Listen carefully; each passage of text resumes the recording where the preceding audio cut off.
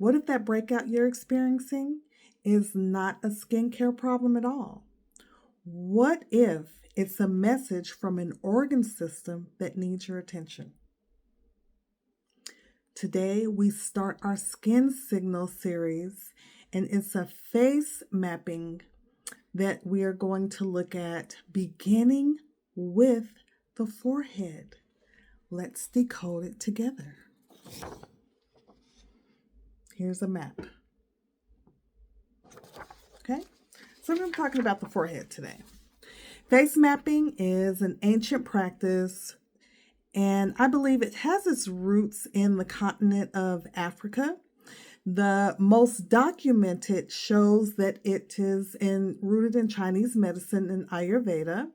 The principle that different zones of the face correspond to different organ systems. It's not mystical. It's physiological. It's the same meridian points and pathways in Chinese medicine mapped out for thousands of years. And it's now being validated by modern medicine and the liver-skin connection, and then also the nervous system's relationship to inflammation. How many of you know about that? We'll get into that too. I developed skin signals because after 30 years of working with clients, I started seeing some patterns. And the women with chronic chin breakouts, who had hormonal imbalances, women with persistent forehead breakouts, who had digestive issues, right? Digestive connected to the liver. The skin was always telling the truth. We just did not know how to listen, or we didn't know what the skin was telling us. So let's talk about this. The forehead has 3 zones. It's top, middle, and then this part here of the forehead. So the top of your forehead is going to show you that you may have some issues in the small intestine and the bladder. The very top, okay? Hairline to about here. It corresponds to the small intestine and the bladder in face mapping. Breakouts, congestion, or texture here often signal digestive sluggishness, poor nutrition absorption. So if you're eating something or you're taking supplements and you cannot understand why you're not feeling better, it could be that you are not absorbing those supplements that you're taking.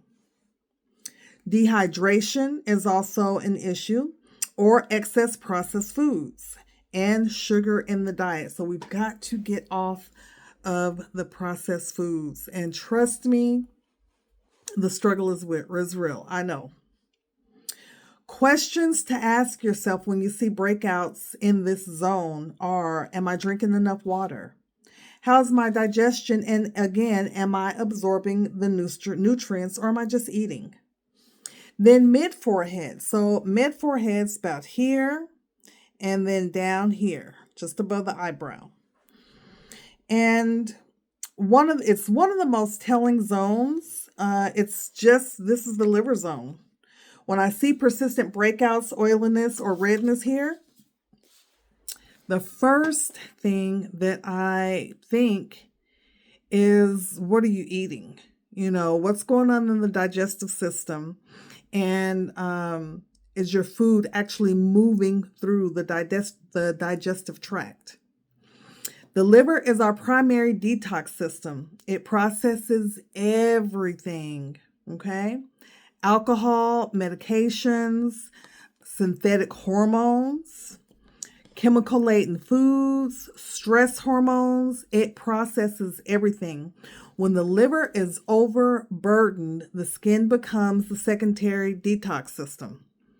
And it shows up right here. So I say that the skin becomes the secondary, when the food cannot move through, if there's a backup in the liver, then the digestive system is going to try to purge through your skin. So then you'll start seeing all these breakouts everywhere, and you really need to look at what is going on in my body. Okay, I said on the last video, your skin is not your enemy. It's just telling a story. It's saying, hey, something here needs to you need to pay attention to, excuse me. So then between the brows, right, this right here, if you have these consistent lines showing up right here, right there, called the double ones, that's what I call them. It's a stress, it's a liver issue and a stress factor. So there's always emotions connected to face mapping, okay, and your skin. It shows up right there. So it's not just physical, it is also emotional stress. So that anger, frustration, or suppressed emotions will show up there. And the liver speaks in that zone or through that zone. Notice something? The forehead is largely a digestive and liver story, which means clearing forehead skin starts with what you are eating, how you're processing stress, and how well your body is eliminating toxins. That's that zone. So we have covered the forehead. Now let's talk about what you actually need to do. For the upper forehead, digestive and bladder zone, you want to look at increasing your water intake, and you want to drink good water. So when I say good water, good spring water, make sure that you're getting enough water. It has been said that you want to drink half of your weight in water, okay? So, but you may need to drink more than that if you are backed up. But make sure you're drinking enough water. Herbal teas do count, okay? If you're drinking herbal teas, you can count that as water intake. Reduced refined sugars and processed foods. Make sure you reduce or eliminate those altogether. And I know it's all the rave for people to do these mukbangs and be eating all of this stuff. Our bodies are literally not made to consume that much food, okay? Even if they are detoxing afterwards. I know some people, they're like, how do we stay skinny? We do want to, I'm working on it now, releasing some weight. We want to be smaller, but we want to make sure that we are healthy, which is how you can tell the skin is always going to tell the story. Support your digestion with bitter herbs. So some dandelion and burdock root are just a couple of the bitter herbs. Okay, dandelion root. If you are a coffee drinker, we'll talk about the adrenals later, but they matter here. So if you're a coffee drinker and you can substitute that with dandelion root. And I'm telling you, I've been a coffee drinker since I was 5. I finally got off of the coffee train. And y'all, when I say I was drinking coffee, I know I had to be drinking upwards of a half a gallon of coffee at one point. So now I'm mostly drinking teas. I have my Get It Together tea in this cup today with some cayenne and some licorice root. So you can substitute your coffee for for dandelion root.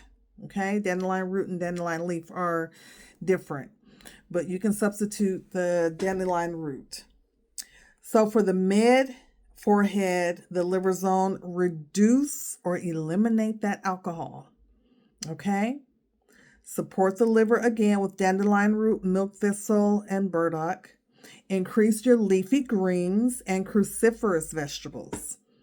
And reduce synthetic fragrances and chemical exposure to products. So all of those plug-ins, okay, that we were using once upon a time from a particular retailer that would have these sales. They were $5 plugins.